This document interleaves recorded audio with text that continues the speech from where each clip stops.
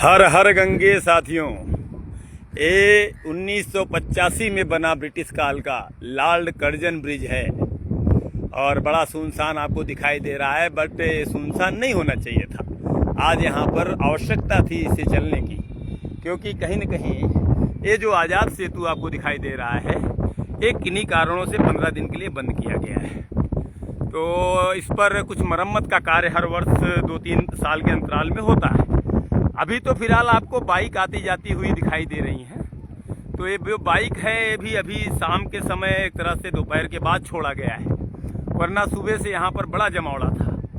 तो मैं सिर्फ इस कर्जन ब्रिज को और आज़ाद सेतु को दिखाने के पीछे यही आशय है कि अगर ये कर्जन ब्रिज कुछ दिनों के लिए, जब तक आज़ाद सेतु बंद किया गया है, इसे मोटरसाइकिल और दोपहिया वाहनों के लिए भी कम से कम खोल दिया जाए तो एक बड़ी राहत भी मिलेगी और प्रशासन के लिए भी एक सुकून भरा निर्णय होगा।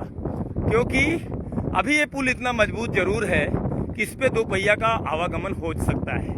1885 में बना लॉर्ड कर्जन ब्रिज नैनी वाला आज भी सुरक्षित है, जिसपे रेलगाड़ी भी चलती है और वाहन भी चलते हैं ऊपर नीचे।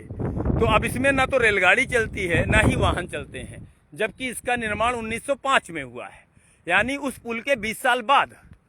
और आप देखिए तो नया रेलवे ब्रिज भी बन गया है। तो अब ये पुल पूरी तरह से खाली है। लोग स्काई वॉक के रूप में शाम को इसका प्रयोग करते हैं और यहाँ लोग टहलते हैं। लेकिन अभी जिस तरह की स्थिति प्रयागराज में बनी है कि आज़ाद सेतु को बंद किया गया है 15 दिन के लिए, और आज से पूरी तरह से बंद कर दिया गया था। सुबह तो एक मोटरसाइकिल भी इस पर नहीं चलने दी जा रही थी। तो ऐसे में कहीं न कहीं विकल्प के रूप में अगर ये मोटरसाइकिलें, वैसे फिलहाल तो अभी उस पर चलाया जा रहा है और कहा गया है कि इससे अच्छा वही है, उस पर चलता रहेगा, जब ज़रूरत होगी तो बंद कर दिया जाया करेगा थोड़ी देर के लिए, बाकी बाइक और साइकिल के लिए मनाही नहीं रहेगी। लेकिन अगर इसे बाइक और साइकिल के लिए खोल दिया जाए तो जहाँ तक मैं समझता हूँ काफ़ी हद तक चीज़ें सुलभ हो जाएंगी। हाँ, अभी कुछ घटनाएं जरूर इस लॉर्ड कर्जन ब्रिज पे हुई, जिनके कारण प्रशासन ने इस पुल पे आना जाना एकदम मनाही कर दिया और उसके रास्ते भी अवरुद्ध कर दिए। तो ठीक है, उस समय आपको जो ठीक लगा वो आपने किया, बट अगर आपको लगता है कि ये पुल अभी आम जनमानस को दोपहिए से आवागमन कराने में सफल है, तो आपको इसे जल्द से जल्द खोलना चाहिए, ताकि स्कूल के आने जाने वाले बच्चों को और रोज़ की नौकरी पेशा में आने जाने वाले लोगों को, खासकर हाई कोर्ट और न्यायिक परिषद से जुड़े लोगों को, और रोज़मर्रा की ज़िंदगी में जो शहर और गांव में आना जाना करते हैं, क्योंकि यमुना पार गंगा पार के लोगों से ही ये प्रयागराज शहर बसा है।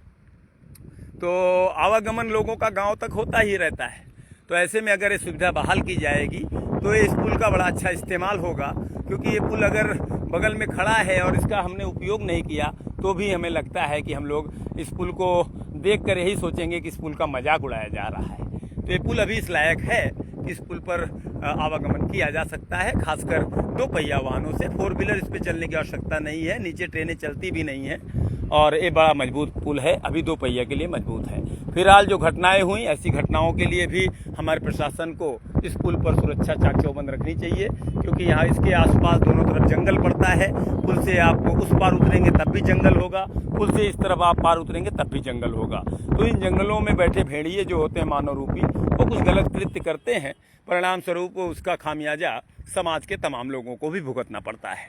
फिलहाल नारायणी आश्रम के दीवार पर माँ गंगा है, आप देख सकते हैं। नारायणी आश्रम हमारे शिवकुटी का सुंदर सा आश्रम है, उसकी दीवार पर माँ गंगा है। माँ गंगा एकदम अपने ग्रीन बेल्ट, ग्रीन जोन को छू कर चल रही हैं और अभी अपने ग्रीन जोन में है। अभी भी आप देखिए तो सारे पेड़ पौधे दिखाई दे रहे हैं। इसका मतलब है कि माँ गंगा में अभी बहुत जल प्रवाह आने की उम्मीद हो सकती है, और क्योंकि माँ गंगा का एक तरह से प्रवाह मार्ग अभी खाली है। आपको लग रहा है कि माँ गंगा में बहुत जल आ गया है, अपितु गंगा जी से अगर पूछा जाए तो गंगा जी का जल अभी बहुत बहुत बहुत कम है। क्योंकि माँ गंगा का जो प्रवाह मार्ग है वो अपने आप में बहुत बड़ा है, और कहीं कहीं तो कछारी भाग 10-10, 15-15 किलोमीटर के होते हैं दोस्तों। ये तो शहरी एरिया में है, आप 1-1.5 किलोमीटर में ही आपको दोनों छोर दिख रहे हैं। लेकिन आप कभी सही कछारी एरिया में चले जाइए तो 10-10 किलोमीटर आपको सुबह से शाम हो जाएगी, एक छोर से एक छोर छूते ही। फिलहाल यहीं से बाबा गंगेश्वर के भी दर्शन करिए। बाबा गंगेश्वर महादेव जी जल शयन में हैं और पीपल का देव वृक्ष आपको दिख रहा होगा। और आप देखिए तो उधर भी बड़ी तेजी से लोग कब्जे करते चले आ रहे हैं और ये कब्जे हो रहे हैं। प्रशासन को कोई चिंता नहीं है, 4 साल बाद प्रशासन कहेगा कि हाँ निर्माण हो गया और बिजली पानी भी वही पहुंचा देंगे। उन्हीं के लोग ही इसको बनाने का एक तरह से जिम्मेदारी भी ले लेते हैं, वही इसका रास्ता भी बताते हैं कैसे आप चोरी से बनाओ। आप सच बताऊं, अब आप खुद यहाँ से अंदाजा लगाइए, ये पुल जो आपको दिखाई दे रहा है, इस पुल के खंबे के अंदर हम लोग आ चुके हैं और लगभग 2 खंबे के अंदर लोगों का निवास आ चुका है। और इधर आप देखिए तो पुल का कोई खंबा इधर निवास नहीं है, सिर्फ नारायणी आश्रम की दीवार है। तो इधर अतिक्रमण रसूलाबाद से लेकर फाफा मऊ ब्रिज तक बहुत तेजी से बढ़ा है, खासकर गंगा पथ बनने के बाद बढ़ा है। और इसके पीछे सबसे बड़े जो नाकामी है वो हमारे प्रशासन में वन विभाग की है, क्योंकि वन विभाग ने महाकुंभ के समय कहा था कि गंगा जी के तटीय क्षेत्रों में जो जमीनें खाली हैं उस पर हम वृक्षारोपण करेंगे, सुंदर सुंदर रमणीक स्थान बनाएंगे और लोगों के बैठने और घाटों के साज सज्जा का काम होगा और माँ गंगा की जमीनों का संरक्षण होगा। भैया एक भी पेड़ अगर आपने लगाया हो गंगा जी किनारे तो मुझे बता देना, मैं उसे देखना चाहूँगा। आपने एक भी पेड़ नहीं लगाया और परिणाम क्या हुआ कि आपने गंगा पथ बना दिया और गंगा पथ के बगल में जो जमीनें खाली थी लोगों ने उस पर कब्जे कर लिए। और अभी भी मैं इतना बता रहा हूँ, ये प्रशासन की नाकामी नहीं तो क्या है, या लाचारी कहूँ कि भैया इस बाढ़ में भी लोग निर्माण कर रहे हैं, इस बाढ़ में भी लोग एक मंजिला और बढ़ा रहे हैं, इस बाढ़ में भी लोग गंगा की घाटी में अपने घर पर लिंटर तक डाल रहे हैं। अब मैं कैसे बताऊं, आप सलोरी में निकल जाइए, आप छोटा बघाड़ा में निकल जाइए, आप रसूलाबाद में निकल जाइए, मेंदौरी में निकल जाइए, शंकर घाट में निकल जाइए, जोंधवल में निकल जाइए, आप इधर शिवकुटी के एरिया में निकल जाइए, आपको हर जगह कोई न कोई भाई चोरी से इस बाढ़ में भी घर का निर्माण गंगा की घाटी में करता मिल जाएगा। और उसकी हिम्मत कैसे पड़ रही है? हिम्मत इसलिए बढ़ रही है क्योंकि हमारे प्रशासनिक अधिकारियों के बीच में कुछ ऐसे कर्मचारी हैं जो छोटे से धन के लिए अपना ईमान बेच देते हैं, सरकार के साथ किया गया करार और नौकरी लेते समय किया गया वादा तोड़ देते हैं और ऐसे लोग ही कहीं न कहीं सरकार की व्यवस्था पर भार बन जाते हैं। तो साथियों, मैं बहुत नहीं बोलना चाहता क्योंकि बोलने को तो मेरे पास बहुत कुछ है, लेकिन आप खुद देखिए। और मैंने आपको अक्सर बताया है कि कोई भी नदी पर बना हुआ पुल जब आप पार करते हैं तो उसके दोनों साइड में जो लोहे की रेलिंग जाती है पुल के साथ, और पुल की रेलिंग जहां तक जाती है वहां तक नदी का प्रवाह मार्ग माना जाता है। तो आप समझिए कि यहाँ तो 2 खंबे सीधे सीधे एक तरह से पुल के अंदर लोगों ने निर्माण कर लिया है। लेकिन अगर आप और आगे बढ़ के जाएं रेलिंग देखते हुए तो रेलिंग यहाँ से लगभग 500 मीटर आगे, नहीं तो 400 मीटर आगे मेंदौरी चौकी पड़ती है तिलियरन के आउटर पर, वहां पर जाकर वो रेलिंग खत्म होती है। और इधर की रेलिंग अगर आप चेक करेंगे तो इधर की रेलिंग भी लगभग 200-300 मीटर आगे जाकर खत्म होती है। तो इसका मतलब है कि वो नदी का प्रवाह मार्ग है वहां तक। अब आप कल्पना करिए कि लोग इस पुल के खंभे के अंदर तक आ गए हैं। हम तो रेलिंग की बात तो बहुत दूर की है, वो तो बहुत दूर है। यहाँ से मेंदौरी चौकी जहाँ की बात मैं कर रहा हूँ, वो देखिए आपको दिखा पाऊँ तो वहाँ खंभा गड़ा हुआ है स्ट्रीट लाइट का, आप देख पा रहे हो तो वहां पर होता है एक तरह से, वहां तक माँ गंगा का सरकारी रूप से दर्ज प्रवाह मार्ग है। और आपको दिख क्या रहा है साथियों? सिर्फ और सिर्फ ये नाकामी है। और अगर हमारे जिम्मेदार अधिकारी नियमों का पालन करें तो मजाल है किसी की कि माँ गंगा की 1 इंच जमीन को कब्जा कर ले, देश की किसी भी नदी की जमीन को कब्जा कर ले, किसी भी सरकारी जमीन पर निर्माण कर ले। कैसे हो सकता है?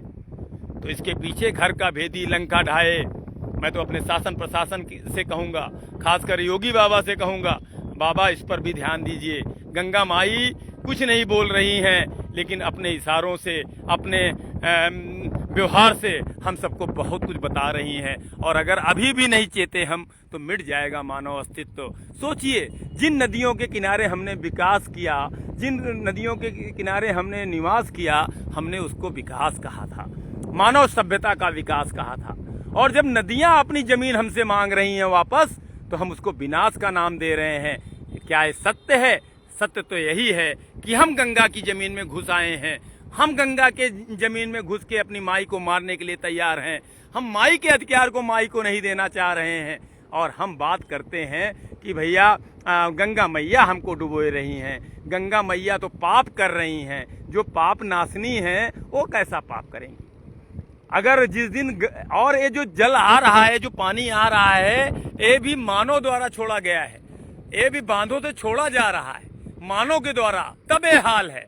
अगर गंगा मैया कभी चल पड़ी अपनी मर्जी से, तब जरा कल्पना करिएगा उस दिन क्या होगा इस धरती का और इसके किनारों का। तो बस इतना ही कहना है कि भैया अभी भी समझिए, हम लोग गंगा जी की जमीनों पर जिस तरह से अत्याचार कर रहे हैं, अतिक्रमण कर रहे हैं, वो दुर्भाग्यपूर्ण है। वो 6 लेन बन रही है, प्रयागराज की बहुत बड़ी योजना है। इस 6 लेन से गंगा मैया का कोई फायदा है क्या? मुझे तो नहीं लगता गंगा का कोई फायदा है। एक 6 लेन बनने के बाद इसके किनारे होटल रेस्टोरेंट बनेंगे, मोहल्ले बनेंगे, गंगा की जो जमीन बाकी है वो भी छिन जाएगी। क्यों भैया, सही कह रहा हूँ नहीं? ये पुल बनने से गंगा जी क्या फायदा होता है भैया? ये रोड बन जाने से गंगा जी का कोई फायदा हुआ था क्या भैया? गंगा जी का तो कोई फायदा नहीं, उनकी जमीन घट गई, उनको तो बाहर आना पड़ जाता है। जब उनकी कोई बर्तन होगा उसमें 2 लीटर पानी आता है, अब तुम 2 मुट्ठी बालू डाल दोगे, 2 लीटर पानी आएगा? कभी नहीं आएगा। तो अब जब गंगा जी की जमीनें हम छोटी करते जाएंगे तो गंगा जी तो बाहर आएंगी, और बाहर अभी भी तो नहीं आई है ना, अभी भी तो अपने ही रास्ते में है। हम उनके रास्ते में है कि नहीं? आप देखो यहाँ से, जो कि वो जो लाइट दिख रही है आपको, देख रहे हैं, वो लाइट जो है वो है गंगा का प्रवाह मार्ग, वहां तक जहां तक इसके लोहे की रेलिंग जाती, समझ रहे हैं?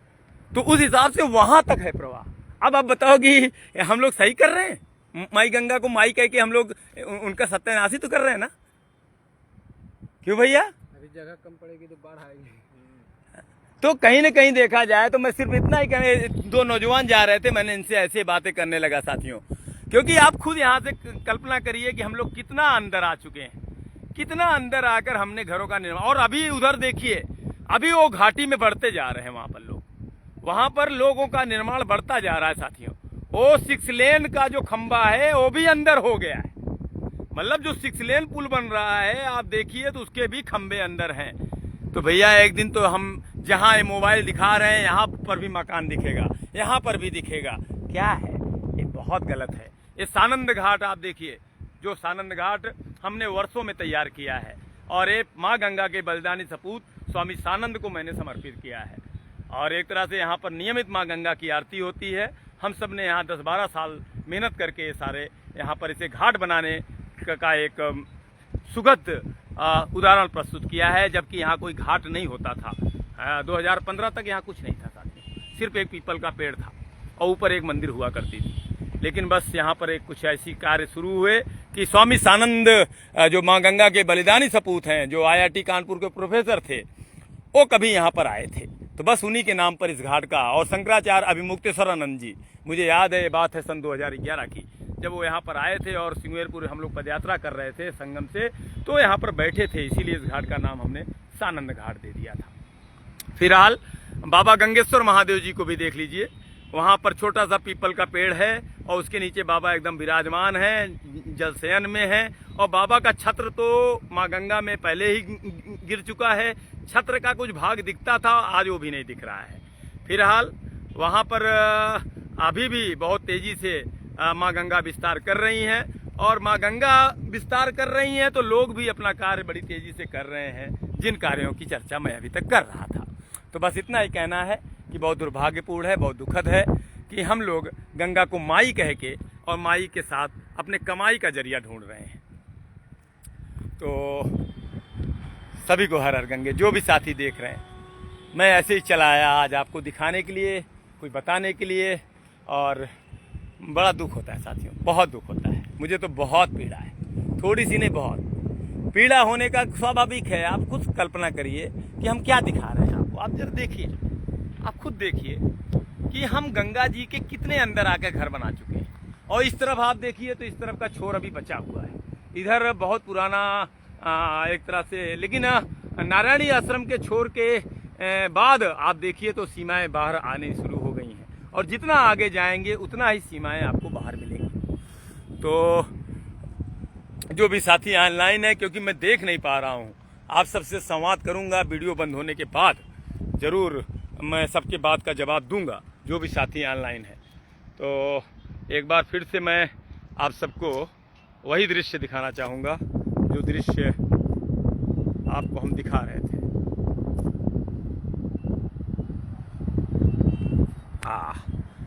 अब आप फिर से एक बार देख लीजिए। मैं जो कहना चाह रहा था, आखिर माँ गंगा कितना टेढ़ी होती जाएंगी, कितना करवट बदलती जाएंगी, और कितना मतलब आप कभी सुनते थे भरद्वाज मुनि के आश्रम पे गंगा बहती थी। तो आज मैं ये कल्पना करता हूँ कि हजारों हजार साल में यहाँ अगर गंगा जी आज दिखती हैं तो कोई बड़ी बात नहीं है। और उसके पीछे हमारी यही सभ्यता थी जो बिना सोचे समझे और बेईमानी की सभ्यता थी, ईमानदारी की भी नहीं थी। एक समय हम नदियों के किनारे आए थे तो हम उनका पूजन करते थे, हम उनका सम्मान करते थे, वृक्षों का सम्मान करते थे, तालाबों का सम्मान करते थे, हम जीव जंतुओं का सम्मान करते थे, सभी जीव जंतुओं को अपने किसी देवी देवताओं से जोड़कर देखते थे। लेकिन सच बताऊं, समय के साथ हमें समझ सकते हैं कि हम लोग सिर्फ जुबानी बात करते हैं, और जुबानी बात का परिणाम ये दिखाई दे रहा है कि गंगा माई को आज बालसन भरद्वाज मुनि आश्रम से लगभग यहाँ से 5 किलोमीटर पड़ता होगा। आज 5 किलोमीटर हजारों साल में हमने माँ गंगा को एक तरह से धक्के मारते मारते यहाँ ला दिया। अब गंगा माँ कहाँ जाएं? उस तरफ भी शहर बसा है, उस तरफ भी आपने शहर बसा रखा है, बड़ा भारी शहर है उधर। पूरा नया विकास का काम उस पार फाफामऊ में चल रहा है, और इस पार से हम लोग माँ गंगा में दाब दिए जा रहे हैं। आखिर माँ गंगा का प्रवाह यहाँ क्या रह जाएगा, अंदाजा तो लगाइए। फिर एक बार मैं कहूँगा, ये आज़ाद सेतु 15 दिन के लिए बंद है। जो भी साथी 4 व्हीलर से आज़ाद सेतु पार करके प्रयागराज आना या यहाँ से जाना चाहते हैं, कृपया वो इधर 15 दिन तक ना आए, वो झूसी के रास्ते अपने गंतव्य को जाएं। मोटरसाइकिलों का आवागमन अभी किया जा रहा है, आगे भी किया जाता रहेगा, लेकिन जब ज़रूरत पड़ेगी तो प्रशासन इसे बंद भी कर देगा। फिलहाल सानंद घाट का आप दृश्य देखें और आप खुद कल्पना करिए कि हम कितना अंदर आ गए हैं। ये घाट भी बहुत अंदर है, ये भी ग्रीन जोन नहीं है साथियों, एक तरह से ब्लू जोन है। जिसे आज हम ग्रीन जोन कहते हैं वो भी ब्लू जोन है।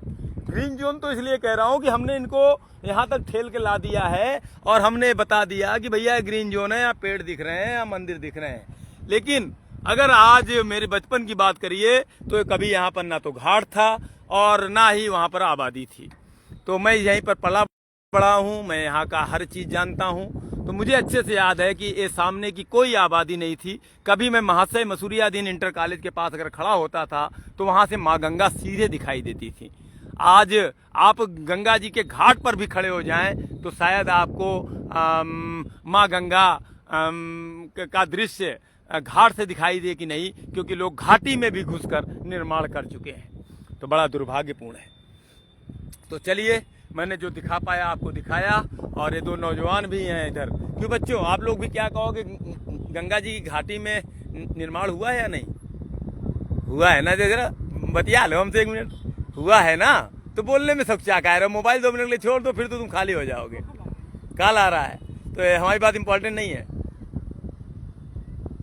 कट कर दिए। नहीं, क्या आप सोचोगे, मैं एक एग्जांपल देना चाहूंगा आपको, तब बात करूंगा।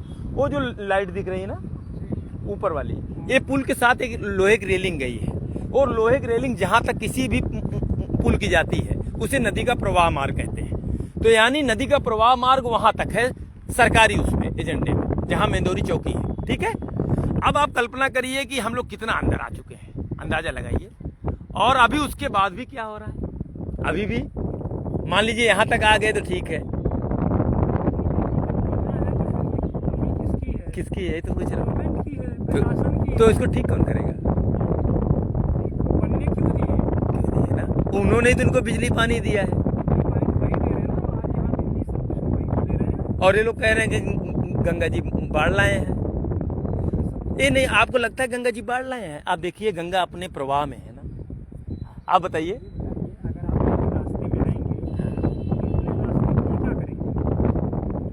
ये आपका एकदम उत्तर सही है। मतलब वो आ गए हैं गंगा जी के किनारे। गंगा जी तो नहीं गई ना, अभी भी तो देखिए आप, अभी भी गंगा जी अपने ग्रीन जोन में है ना। जैसे महाकुंभ था जी, उनके धारा को बदला गया था जी, हाँ, नहीं सही था। हाँ, इन्होंने एक बड़ी बात कही है, जो गंगा जी की धारा के साथ छेड़छाड़ की गई थी और जो गंगा जी के बंधों से छेड़छाड़ की गई थी, एक बड़े कारण है इस बार का जो बाढ़ का। और बाढ़ अभी भी नहीं आया साथियों, मैं बता दूं 2022 का भी पानी अभी तक नहीं आया है। 2022 में 86 मीटर के ऊपर गंगा जी थी और उस समय का भी मैंने वीडियो आपको दिखाया है। इस बार भी 86 मीटर तक माँ गंगा गई थी, वापस हुई हैं। मैं यही कहूँगा कि बहुत ज़्यादा मानो तो 2022 का पानी है, 2013 नहीं आया है। और जितने भी बाढ़ के कारण हैं वो केवल 3 हैं। एक नाले का रास्ता, दूसरा माँ गंगा पर अतिक्रमण और अतिक्रमण होने से नदी का जो भूभाग है वो घटता है, तीसरा बिना सोचा समझा किया गया विकास, चाहे वो रोड के नाम पे हो, चाहे वो बंधों को तोड़ने के नाम पे हो। क्यों भैया? तो चलिए, सबको हर हर गंगे, जय जय गंगे। क्या है कि इस विषय को लेकर लोगों में संवेदनाएं तो हैं, लेकिन लोग बोल नहीं पाते हैं, खुल के नहीं बोल पाते हैं, क्योंकि कहीं न कहीं मन में रहता है कि ये माई है, माई की बुराई करूं या अपने शासन प्रशासन की करूं, मन में बड़ी सारी चीजें होती हैं। क्यों भैया? ठीक करो ना, किसकी करूं? तो अभी फिलहाल एक बार मैं यही कहूंगा कि जल प्रवाह बढ़ेगा। कानपुर से छोड़ा गया जल आज यहाँ पर दिखाई देगा, और अगर माँ यमुना का जल बढ़ा तो निश्चित है कि एक बार फिर से थोड़ा सा जल प्रवाह बढ़ेगा और हम लोग इसके लिए तैयारी कर लें। फिलहाल आप देखिए, गंगा जी के घाटी में जो लोग बैठे हैं उनके पास भी अभी गंगा जी नहीं पहुंची हैं और झूठे चिल्लाए पड़े हैं। असलियत तो यही है कि जिनके घर भी गंगा जी या पानी रुक रहा है वो नालों का है, नालों के रास्ते से जा रहा है, वरना उन्हीं के दरवाजे गंगा जी होंगी जो गंगा जी के दरवाजे पर आके बसे हैं। तो बस सभी को हर हर गंगे, जय जय गंगे। अभी भी प्रशासन के लिए समय है, चाहे तो नदियों का सीमांकन करें, नदियों का सीमांकन बहुत जरूरी है, खासकर माँ गंगा का सीमांकन तय करना बहुत जरूरी है। राष्ट्र नदी के गौरव का सम्मान बनाए रखना बहुत जरूरी है। और मुझे बहुत दुख है इस बात का कहते हुए कि हमारे प्रशासन में बैठे कुछ ऐसे कर्मचारी होते हैं जो लोभी होते हैं, जो लालची होते हैं और जो पैसा लेकर इस बाढ़ में भी